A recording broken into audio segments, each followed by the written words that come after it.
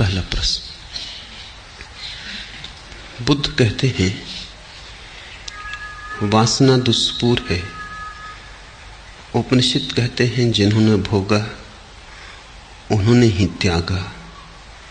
आप कहते हैं न भोगो न त्यागो वरन जागो। कृपया इन तीनों का अंतर संबंध स्पष्ट करें। अंतर संबंध बिल्कुल स्पष्ट है। बुद्ध कहते हैं वासना दुष्पूर है। बुद्ध वासना का स्वभाव कह रहे। कोई कितना ही भरना चाहे भर न पाएगा। इसलिए नहीं कि भरने की सामर्थ्य कम थी। भरने की सामर्थ्य कितनी ही हो तो भी न भर पाएगा। ऐसे ही जैसे पैंदी टूटे हुए बर्तन में कोई पानी भरता हो, इससे कोई सामर्थ्य का सवाल नहीं। पैंदी ही नहीं है तो बर्तन दुष्पूर है। न सामर्थ्य का सवाल है, न सुविधा का, न संपन्नता का।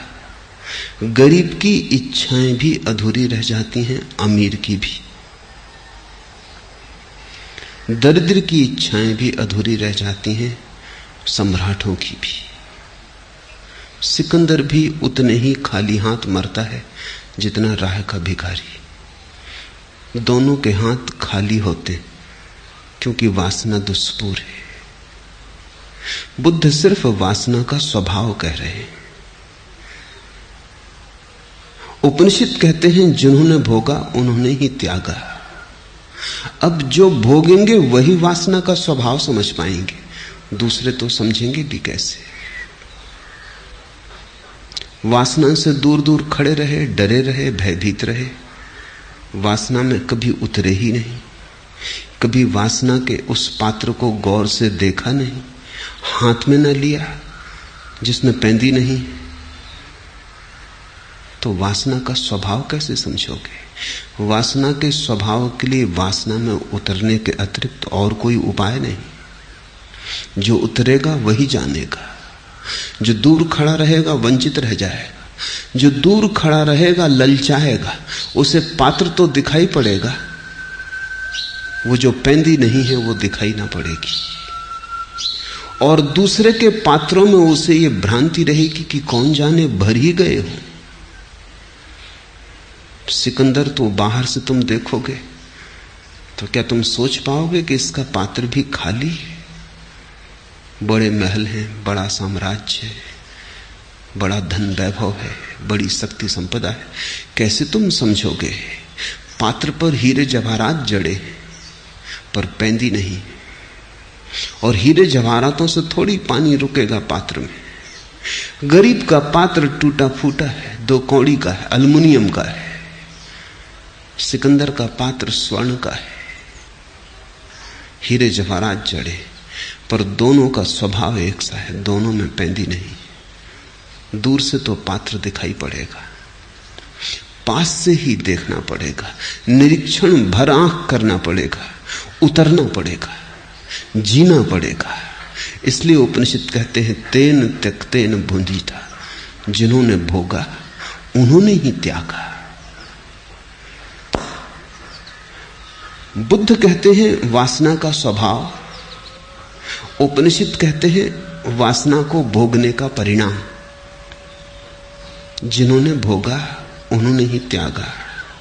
मैं कहता हूं न भोगो न त्यागो वरन जागो, क्योंकि भोगा तो बहुत ने, लेकिन उपनिषद का कोई इक्का दुक्का ऋषि जान पाया तेन त्यक्तेन भुंजीता। भोगा बहुत ने लेकिन सोए सोए भोगा। सोए सोए भोगोगे तो भी नहीं जान पाओगे। आंख बंद हो तो पात्र को भरते रहोगे, पैंदी का पता ही ना चलेगा। मुल्ला नसरुद्दीन के जीवन में बड़ी प्राचीन घटना। एक युवक उसके पास आया और उस युवक ने कहा बड़े दूर से आया हूं, सुन के खबर, सुगंध की चर्चा सुन के आया हूं। बहुत गुरुओं के पास रहा, कुछ पा न सका। हताश होने के करीब था कि किसी ने तुम्हारी खबर दी है, और पक्का भरोसा लेके आया हूं कि अब हाथ खाली ना जाएंगे। मुल्ला नसरुद्दीन ने कहा, उस संबंध में पीछे बात कर लेंगे। श्रद्धा है, क्योंकि श्रद्धा हो तो ही तुम सत्य को संभाल सकोगे। मेरे पास सत्य है, पर तुम्हारे पास श्रद्धा है? उस खोजी ने कहा, परिपूर्ण श्रद्धा लेके आया हूं, जो कहेंगे स्वीकार करूंगा। नसरुद्दीन ने कहा, अभी तो मैं कुएं पर पानी भरने जाता हूं, मेरे पीछे आओ, और एक ही बात की श्रद्धा रखना कि मैं जो भी करूं शांति से निरीक्षण करना, प्रश्न मत उठाना, इतना होश रखना। उस युवा ने कहा, यह भी कोई परीक्षा हुई? गया पीछे पीछे, ये कौन सी कठिनाई थी इसमें? नसरुद्दीन ने एक पात्र रखा घाट पर कुएं के। युवक थोड़ा हैरान हुआ, क्योंकि उसमें पैंदी न थी। नसरुद्दीन ने दूसरा पात्र कुएं में डाला, पानी भरा, और पैंदी शून्य पात्र में उंडेला। युवक ने कहा, यह आदमी पागल है। सारा पानी बह गया, और नसरुद्दीन ने तो देखा ही नहीं। उसने तो फिर कुएं में पात्र डाल दिया, फिर भरा, 2 बार 3 बार, चौथी बार युवक भूल गया कि यहां चुप रहना है। उसने कहा, रुकिए, ये तो ताजिंदगी ना भरेगा, ये तो हम मर जाएंगे भर भर के, तो भी ना भरेगा, क्योंकि इसमें पैंदी नहीं। नसरुद्दीन ने कहा, बस खत्म हो गया संबंध। कहा था श्रद्धा रखना, चुप रहना। और पैंदी से हमें क्या लेना देना है? मुझे पात्र में पानी भरना है, पैंदी से क्या प्रयोजन? फिर मुझे जब पात्र में पानी भरना है तो मैं उसके ऊपर ध्यान रख रहा हूं कि जब सतह पर पानी आ जाएगा, पैंदी से क्या प्रयोजन? उस युवक ने कहा, या तो आप पागल हो, और या मैंने अपनी बुद्धि गंवा दी। नसरुद्दीन ने कहा, जाओ, दोबारा इस तरफ मत आना, क्योंकि असफल हो गए, चुप न रह सके। अभी तो और बड़े इम्तिहान आने को थे।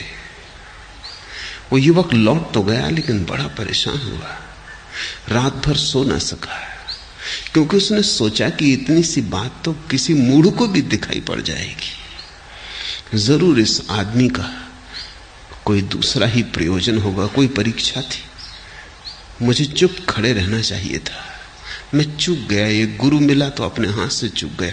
मेरा क्या बिगड़ता था? अगर पानी न भरता था तो उसका पात्र था, अगर श्रम व्यर्थ जाता था तो उसका जाता था। मैं तो चुपचाप खड़ा रहता। आखिर कितनी देर ये चलता है? मैंने जल्दी की, मैं चूक गया। वो दूसरे दिन वापस आया, बहुत क्षमा मांगने लगा। नसरुद्दीन ने कहा कि नहीं, जितनी समझदारी तूने मुझे बताई, अगर इतनी ही समझदारी तू अपनी जिंदगी के प्रति बताए तो मेरे पास आने की कोई जरूरत नहीं। जिस पात्र को तू भर रहा है उसमें पैंदी है। उसने कहा, कौन सा पात्र? नसरुद्दीन ने कहा, फिर तू चूक गया। उतना ही इशारा था, तुझे दिखाई पड़ गया कि पात्र में पैंदी ना हो तो भरा नहीं जा सकता। तूने इतने दिन से वासनाएं भरी, कामनाएं भरी, अब तक नहीं भर पाई। कहीं ऐसा तो नहीं कि उनमें पैंदी नहीं? लेकिन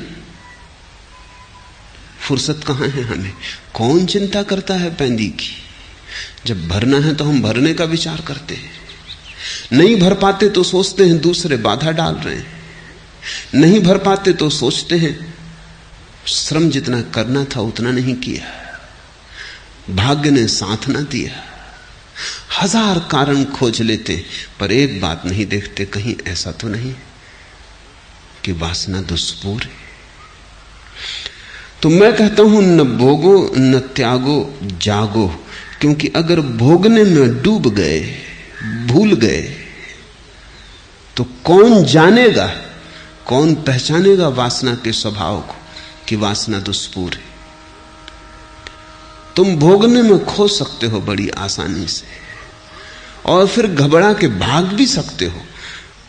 बहुत दिन भरा और न भर पाया, फिर तुम भाग भी सकते हो त्याग की तरफ। लेकिन मूर्छित भोग, मूर्छित त्याग समान धर्म है, उनमें कुछ भी भेद नहीं। मंदिर में बैठो कि मकान में, दुकान में बैठो कि हिमालय पर, कुछ अंतर नहीं है। अगर तुम मूर्छित हो तो तुम वही हो। अंतर तो केवल एक है, क्रांति तो केवल एक है, मूर्छा से जागरण की। इसलिए बुद्ध कहते हैं वासना का स्वभाव, उपनिषद कहते हैं वासना का अनुभव, और मैं तुम्हें दे रहा हूं सूत्र वासना को अनुभव करने का। ये तीनों जुड़े हैं। इनमें से तुम एक भी चूके तो भूल हो जाएगी। अगर तुमने इन तीन में से एक भी सूत्र को विस्मरण किया तो भटक जाओगे। फिर अगर विस्मरण ही करना हो, तीन सूत्र अगर ज्यादा मालूम पड़ते हो तो मेरे अंतिम सूत्र को ही याद रखना, क्योंकि अगर अंतिम सूत्र याद रहा तो बाकी दो अपने से याद रह जाएंगे। वासना दुष्पूर है, ऐसा बुद्ध कहते हैं, ऐसा तुमने अभी जाना नहीं।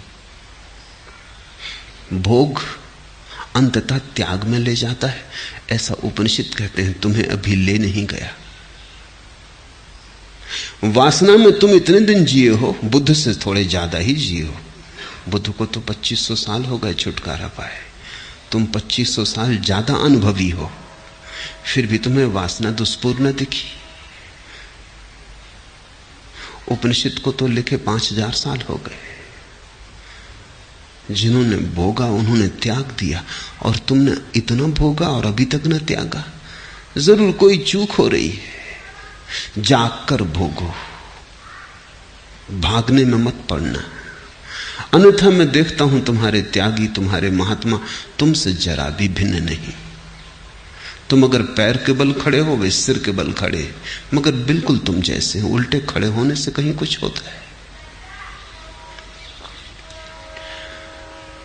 जिंदगी एक परीक्षण है और जिंदगी एक निरीक्षण है, और जिंदगी प्रतिपल एक जागरण है।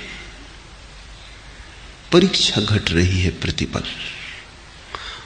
न जागोगे चूकते चले जाओगे, और न जागने की आदत बन जाए तो अनंत काल तक चूकते चले जाओगे। और बहुत से रास्ते में स्थान मिलेंगे जहां लगेगा कि मिल गई मंजिल, और बहुत बार विश्राम करने का मन हो जाएगा। लेकिन जब तक परमात्मा ही ना मिल जाए, यह जिसको बुद्ध निर्वाण कहते हैं, वही ना मिल जाए, तब तक रुकना मत। ठहर भले जाना, लेकिन ध्यान रखना कि कहीं घर मत बना लेना। ताब मंजिल, रास्ते में मंजिलें थीं सैकड़ों, हर कदम पर एक मंजिल थी, मगर मंजिल न थी। ताब मंजिल, उस सत्य की यात्रा के मार्ग पर ताब मंजिल, रास्ते में मंजिलें थीं सैकड़ों। उस असली मंजिल के मार्ग पर बहुत सी मंजिलें मिलेंगी रास्ते में, कभी धन की, कभी पद की, कभी प्रतिष्ठा की, यश की। अहंकार बहुत से खेल रचेगा। हर कदम पर एक मंजिल थी, मगर मंजिल न थी। और हर कदम पर मंजिल मिलेगी, लेकिन मंजिल इतनी सस्ती नहीं है। अगर बहुत होश रखा तो ही तुम इन मंजिलों से बच के मंजिल तक पहुंच पाओगे। कठिन यात्रा है, दूभर मार्ग है, बड़ी चढ़ाई है, उतुंग शिखरों पर जाना है, घाटियों में रहने की आदत है। मूर्छित होना जीवन का स्वभाव हो गया है। होश कितना ही साधो सदता नहीं। बेहोशी इतनी प्राचीन हो गई है कि तुम होश का भी सपना देखने लगते हो बेहोशी में। जैसे कोई रात नींद में सपना देखे कि जाग गया हूं, सपना देखता है कि जाग गया, मगर ये जागना भी सपने में ही देखता है। ऐसे ही बहुत बार तुम्हें लगेगा होश आ गया, लेकिन होश रखना। ताब मंजिल, रास्ते में मंजिलें थीं सैकड़ों, हर कदम पर एक मंजिल थी, मगर मंजिल न थी। कैसे पहचानोगे कि मंजिल आ गई? कैसे पहचानोगे कि ये मंजिल मंजिल नहीं है?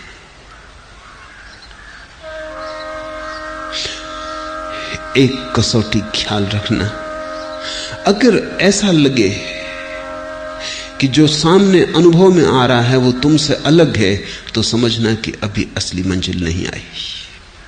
प्रकाश दिखाई पड़े, अभी मंजिल नहीं आई। कुंडलनी जाग जाए, अभी मंजिल नहीं आई। ये भी अनुभव है, ये भी शरीर के ही अनुभव है, मन के अनुभव है।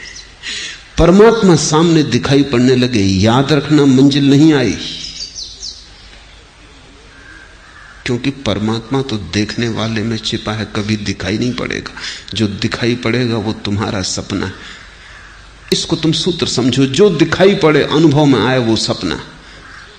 जिस दिन कुछ दिखाई ना पड़े, कुछ अनुभव में ना आए, केवल तुम्हारा चैतन्य रह जाए, देखने वाला बचे, दृश्य खो जाए, दृष्टा बचे, दृश्य खो जाए, कुछ दिखाई ना पड़े, बस तुम रह जाओ, ना कुछ तुम्हारे चारों तरफ। इसको बुद्ध ने निर्वाण कहा है। शुद्ध चैतन्य रह जाए, दर्पण रह जाए, प्रतिबिंब कोई ना बने, तब तुम भोग के बाहर गए। अन्यथा सभी अनुभव भोग हैं। कोई किसी पत्नी को भोग रहा है, कोई कृष्ण बांसुरी बजा रहे हैं, उनके दृश्य को भोग रहा है। सब भोग है। जहां तक दूसरा है वहां तक भोग है। जब तुम बिल्कुल ही अकेले बचो, शुद्धतम कैवल्य रह जाए, होश मात्र बचे। किसका होश? ऐसा नहीं, चैतन्य मात्र बचे। किसकी चेतना? ऐसा नहीं। कुछ जानने को ना हो, कुछ देखने को ना हो, कुछ अनुभव करने को ना हो, उस घड़ी आ गई मंजिल। और ये तीन सूत्र बहुमूल्य हैं। बुद्ध कहते वासना दुष्पूर है, स्वभाव की ओर इंगित करते। उपनिषद कहते जिन्होंने भोगा उन्होंने त्यागा, परिणाम की ओर इंगित करते। मैं कहता हूं न भोगो न त्यागो, जागो। मैं विधि देता हूं कि कैसे तुम जानोगे कि बुद्ध ने जो कहा सही है, कैसे तुम जानोगे कि उपनिषद ने जो कहा सत्य है। तुम जानोगे तभी उपनिषद सच होंगे, तुम जानोगे तभी बुद्ध सच होंगे। तुम्हारे जानने के अतिरिक्त ना तो बुद्ध सच है ना उपनिषद सच है। तुम्हारा बोध ही प्रमाण होगा बुद्ध की सच्चाई का। इसलिए बुद्ध ने कहा है, किसी ने पूछा कि हम कैसे तुम्हारा सम्मान करें, हम कैसे कृतज्ञता ज्ञापन करें, इतना दिया है। बुद्ध ने कहा है, मैंने जो कहा है तुम उसके प्रमाण हो जाओ, मैंने जो कहा है तुम उसके गवाह हो जाओ, बस मेरा सम्मान हो गया। और कुछ धन्यवाद की जरूरत नहीं है। जिस दिन भी तुम बुद्ध के गवाह हो जाओगे, जिस दिन तुम प्रमाण हो जाओगे कि उपनिषद जो कहते हैं सही है, उसी दिन तुमने उपनिषद को जाना, उसी दिन तुमने बुद्ध को पहचाना। फर्क बहुत ज्यादा नहीं है बुद्ध में और तुम में, उपनिषद में और तुम में फर्क बहुत ज्यादा नहीं है। ऐसे बहुत ज्यादा मालूम होता है, ऐसे जरा भी ज्यादा नहीं है। फर्क बड़ा थोड़ा है। तुम सोए हो, बुद्ध जागे है। तुम आंख बंद किए हो, बुद्ध ने आंखें खोल ली।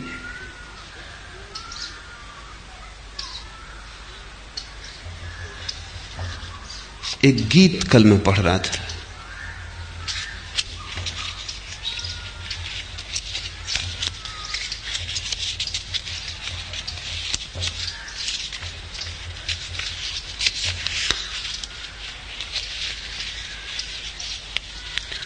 लो हम बताएं गुंजा और गुल में है फर्क क्या, कली और फूल में फर्क क्या है।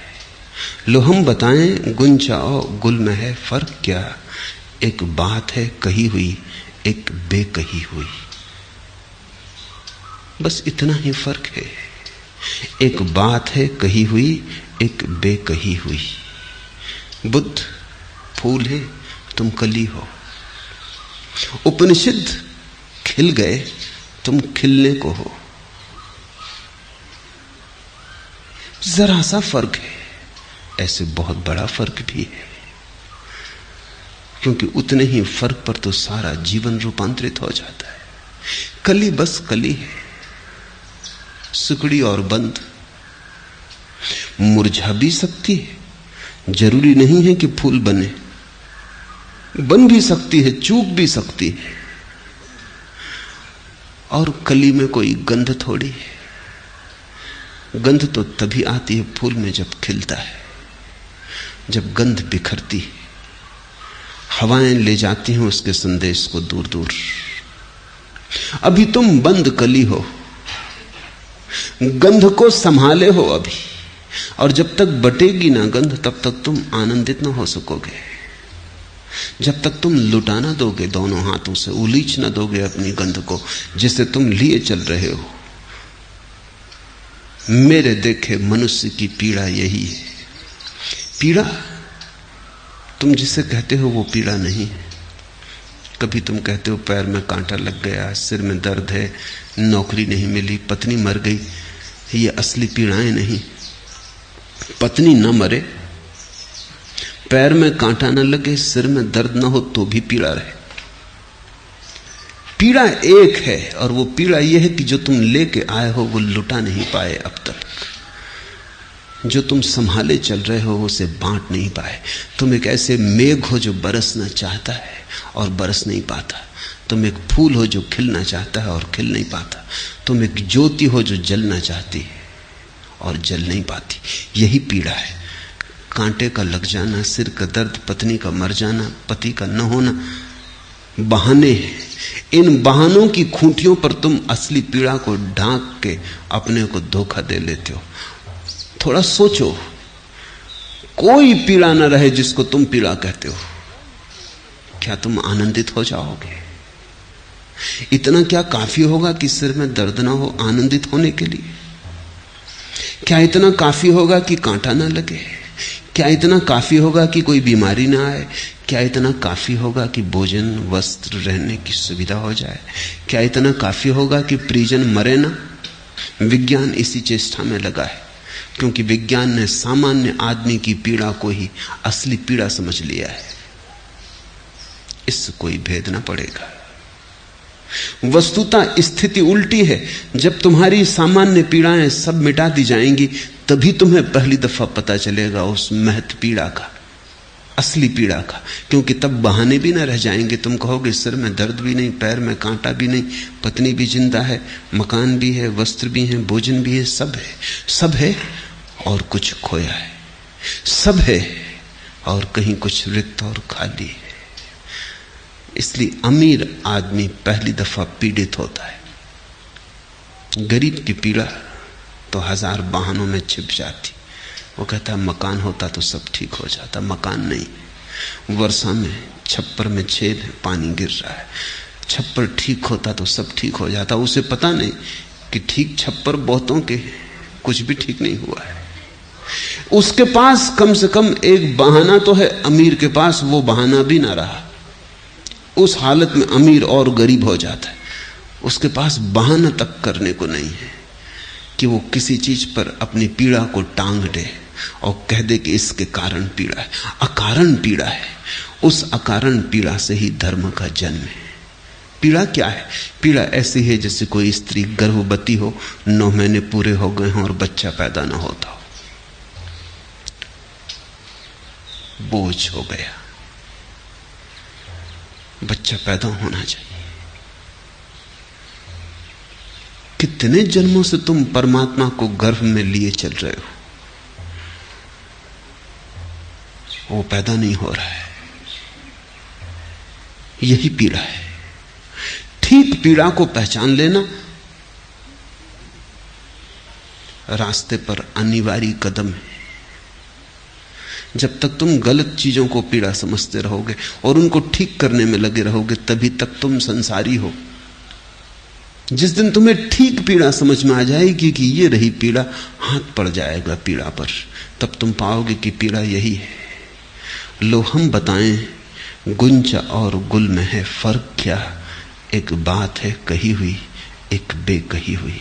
जब तक तुम जिस गीत को अपने भीतर लिए चल रहे हो सदियों सदियों से, जन्मों जन्मों से, वो गीत गाया ना जा सके, जिस नाच को तुम अपने पैरों में संभाले चल रहे हो, जब तक वो नाच घूंघर बांध के नाच ना उठे, तब तक तुम पीड़ित रहोगे। उस नाच को हमने परमात्मा कहा है, उस गीत के फूट जाने को हमने निर्वाण कहा है, उस फूल के खिल जाने को हमने कैवल्य कहा है। तुम्हारी कली फूल बन जाए, मुक्ति मोक्ष मंजिल आ गई।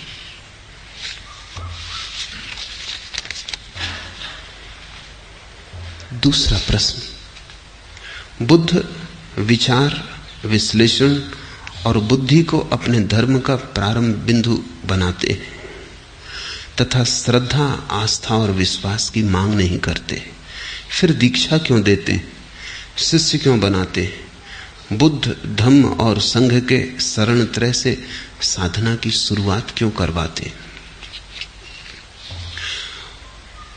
बुद्ध श्रद्धा के विरोधी नहीं है, बुद्ध से बड़ा श्रद्धा का कोई पक्षपाती नहीं हुआ, लेकिन बुद्ध श्रद्धा को थोपते नहीं, जन्माते। दूसरों ने श्रद्धा थोपी है, दूसरे कहते हैं श्रद्धा करो, अगर न किया तो पाप है। बुद्ध कहते हैं विचार करो, अगर ठीक विचार किया श्रद्धा आएगी, अपने से आएगी। बुद्ध तुम्हें चलाते हैं श्रद्धा की तरफ, दूसरे तुम्हें धकाते। चलाने और धकाने में बड़ा फर्क है। बुद्ध तुम्हें फुसलाते हैं श्रद्धा की तरफ, दूसरे तुम्हें धमकाते। वो कहते हैं श्रद्धा न की तो नरक में सड़ोगे, श्रद्धा की तो स्वर्ग में फल पाओगे। दूसरे तुम्हें लुभाते या भयभीत करते। शब्द है हमारे पास ईश्वर भीरु, गॉड फीयरिंग। दूसरे धर्म डरवाते रहे, वो कहते हैं डरो ईश्वर से। छोटे मोटे लोगों की बात छोड़ दें, महात्मा गांधी जैसे व्यक्ति भी कहते हैं मैं किसी और से नहीं डरता सिवाय ईश्वर को छोड़ के। वो डरते तो हो ही, इससे क्या फर्क पड़ता है कि ईश्वर से डरते हो। और बड़े मजे की बात है, संसार से डरते तो ठीक भी था, ईश्वर से डरते हो। ईश्वर से डरने का तो अर्थ हुआ कि आचरण जबरदस्ती होगा। ईश्वर से डरने का तो कोई भी कारण नहीं है। संसार से भला डरो, क्योंकि यहां उपद्रवी हैं, सब तरह के दुष्ट हैं। शैतान से डरो, एक दफा समझ में आ जाए। परमात्मा से डरते हो, परमात्मा यानी प्रेम। प्रेम से कहीं डर का कोई संबंध बन सकता है? जहां प्रेम है वहां डर कैसा, और जहां डर है वहां प्रेम कैसा? भय के पास प्रेम की गंध नहीं उठ सकती, और प्रेम के पास भय की दुर्गंध नहीं आती। लेकिन धर्मों ने लोगों को डरना सिखाया है कि डरो, लोगों को कपा दिया है। बुद्ध ने लोगों को फुसलाया, धमकाया नहीं। बुद्ध ने कहा सोचो, बुद्ध ने कहा विचार करो, बुद्ध ने कहा जीवन को अनुभव करो, विश्लेषण करो। बुद्ध ने विज्ञान दिया, अंधविश्वास नहीं। लेकिन इसका यह अर्थ नहीं कि बुद्ध ने श्रद्धा नहीं दी, बुद्ध ने ही श्रद्धा दी। ऐसे सोच विचार जब तुम करने लगोगे, अचानक एक दिन तुम पाओगे श्रद्धा का पड़ाव आ गया। सोच विचार की यात्रा से ही कोई श्रद्धा तक पहुंचता है। इसे थोड़ा समझो, ये विरोधाभासी लगेगा। बिना सोच विचारे तो कोई कभी श्रद्धा तक नहीं पहुंचता। एक बात, दूसरी बात, सिर्फ सोच विचार से भी कोई कभी श्रद्धा तक नहीं पहुंचता। और तीसरी बात, सोच विचार करते करते एक घड़ी आती, आदमी सोच विचार के आगे चला जाता।